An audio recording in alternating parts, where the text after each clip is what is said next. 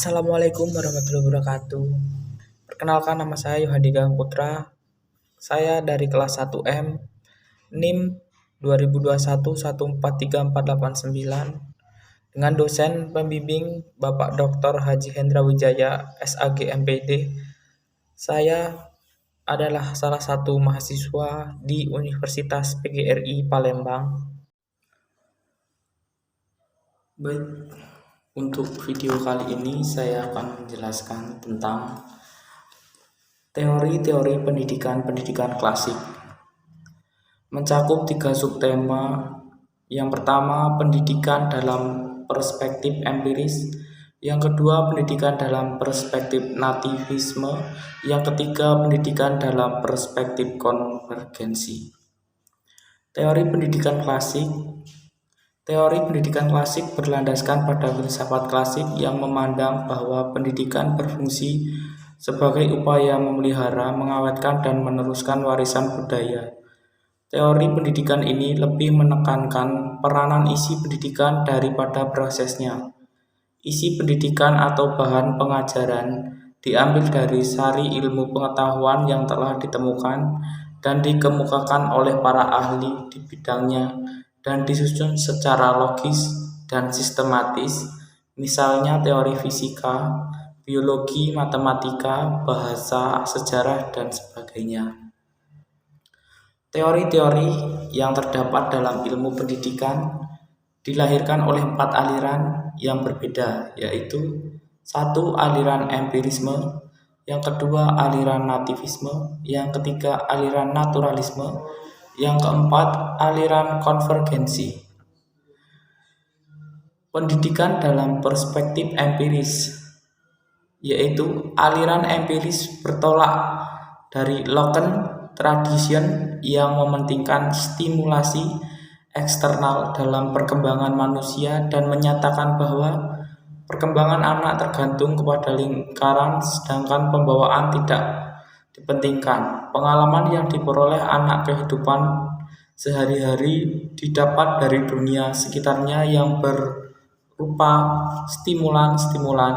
Stimulasi ini berasal dari alam bebas ataupun diciptakan oleh orang-orang dewasa dalam bentuk program pendidikan. Tokoh perintis pandangan ini adalah seorang filsuf Inggris bernama John Locke 1704 sampai 1932 yang mengembangkan teori tabula rasa, yaitu anak lahir kedua bagian kertas putih yang bersih.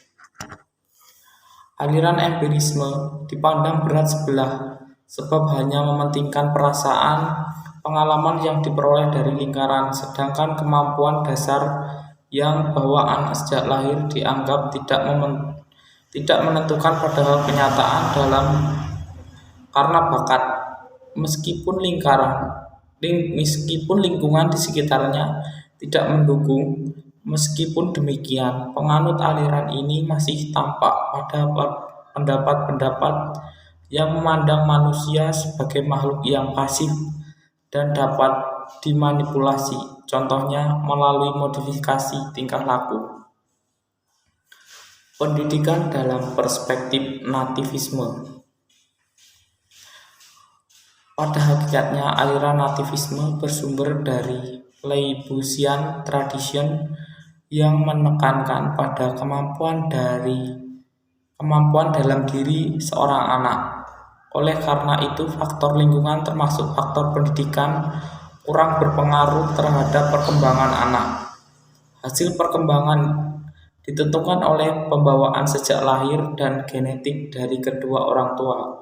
Seorang filsuf Jerman, Schopenhauer 1788 sampai 1860 berpendapat bahwa bayi itu lahir sudah lengkap dengan pembawaan baik ataupun buruk.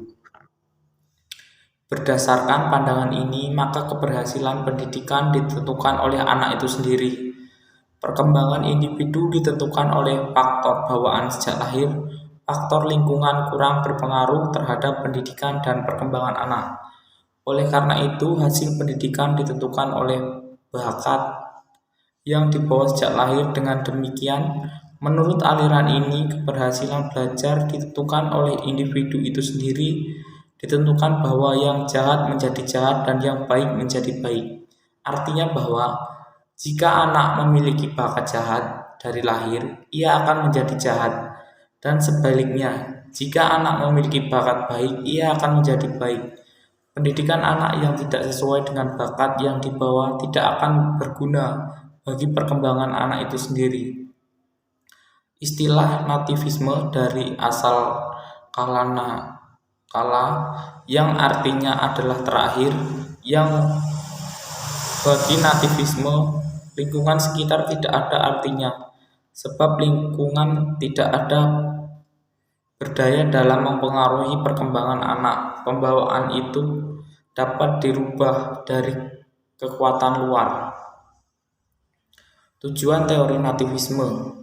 Dalam teori ini, menurut G. Leibertmont, di dalam diri individu manusia terdapat suatu inti pribadi, sedangkan dalam teori Altumur Schopner 1788 sampai 1860 dinyatakan bahwa bakat, sehingga dengan teori ini setiap manusia diharapkan 1. Mampu memunculkan bakat yang dimiliki, 2. Mendorong manusia mewujudkan diri yang berkompetensi, 3. Mendorong manusia dalam menentukan pilihan, 4. Mendorong manusia untuk mengembangkan potensi dari dalam diri seseorang, 5. Mendorong manusia mengenali bakat minat yang dimiliki.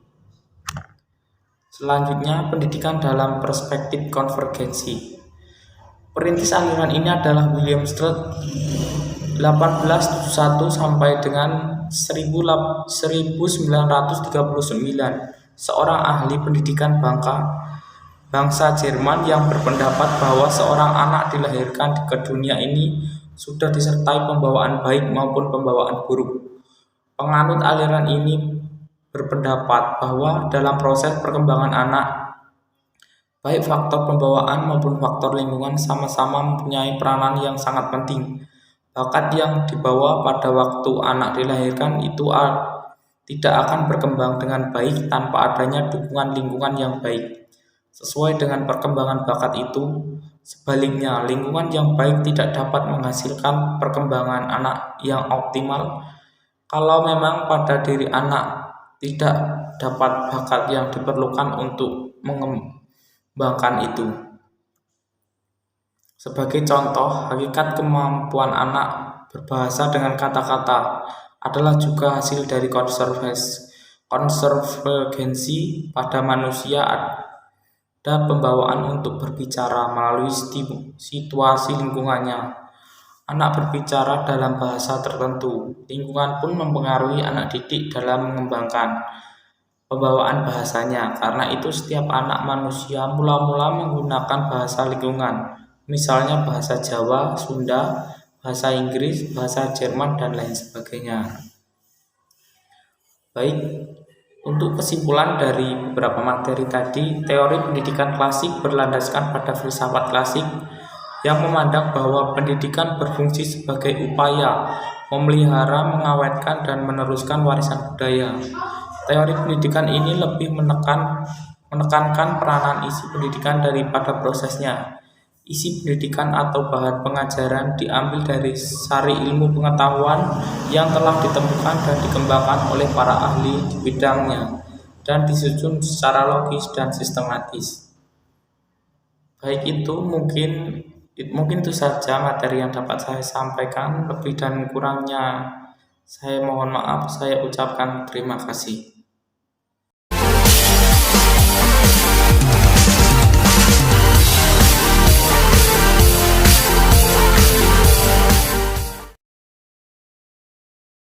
Arigatou.